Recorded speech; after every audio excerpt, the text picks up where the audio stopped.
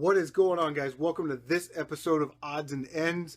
As 2015 draws to a close, I wanted to share with you guys the top 5 games that I actually beat in 2015. So, here we go. Alright guys, squeezing its way into the top 5 at that 5 spot.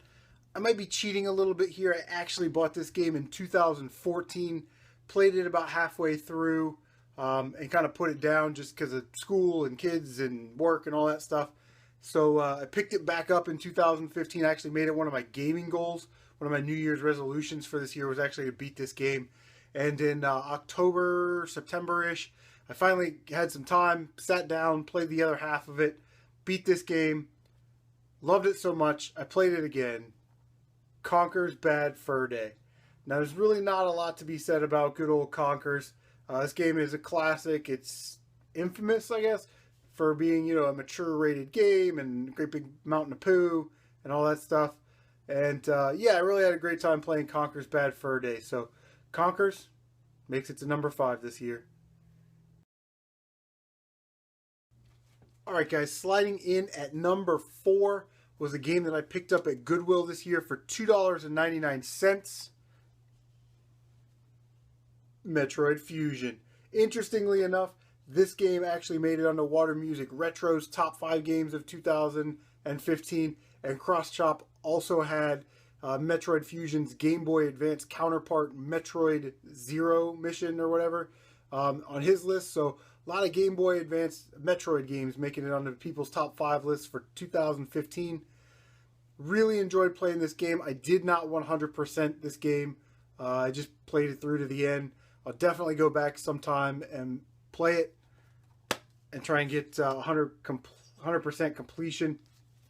Now, one of the parts that I was having difficulty with, if you ever played this game, is being able to shine spark, and then you gotta press down and you can screw attack up and then shine spark in another direction.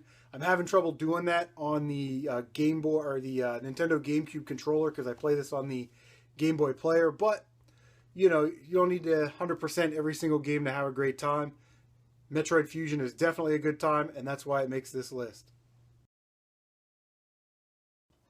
Alright guys, if you have watched my channel for any length of time, you know that I love my shoot 'em ups. Couldn't leave a shoot 'em up off of this list. The best shoot 'em up that I played in 2015 that I completed was Castle Shikigami 2 for the PlayStation 2. This is an amazing game. It's highly affordable right now. I think it's still under $12. It's crazy. It's based off of a Japanese arcade shooter, a very popular Japanese arcade shooter. Not going to get into all that stuff. But there's 7 playable characters. Each have 2 different versions of their special Shikigami or psychic powers. So there's a lot of replayability here. Although the voice acting is probably the worst that you will ever see or hear in a video game, that's not really what matters in a shoot 'em up. The only thing that matters in a shoot 'em up is, does stuff explode real good, and stuff explodes real good in this game, and that's why it's in my top 5 for 2015. Alright guys, top 2 games. So coming in at number 2 is The Terror That Flaps in the Night, Darkwing Duck for the Nintendo Entertainment System.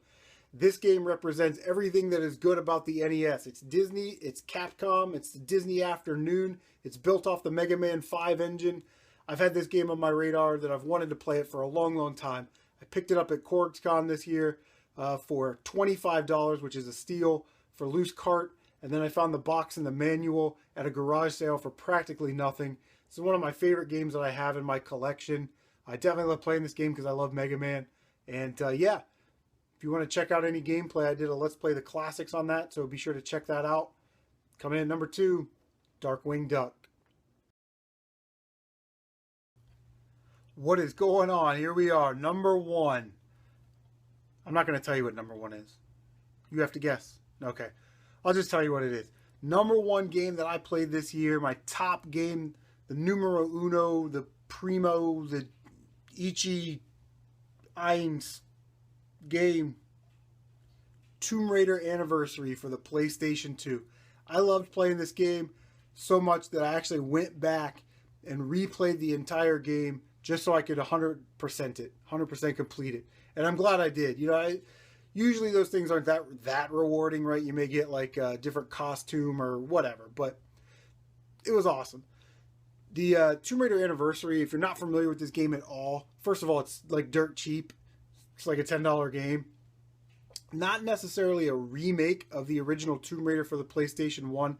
It's more like a reimagining. There's some added gameplay elements. Obviously, the graphics have been updated. And Crystal Dynamics did a fantastic job setting up the controls for this using the DualShock, the analog sticks on the PlayStation 2 controller.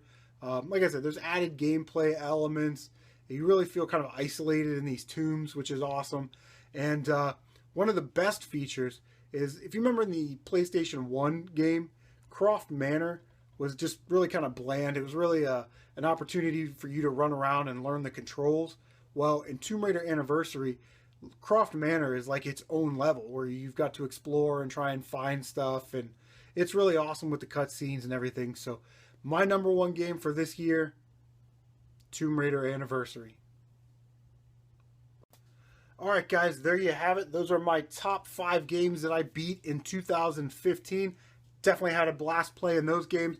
I look forward to 2016. I got a couple games in my backlog that I definitely want to beat this year. So in the comments section down below, what were some of your favorite games of 2015? Or what are some of the games that you're looking forward to in 2016? So guys, thank you so much again for watching, and we'll see you next time. Faux show.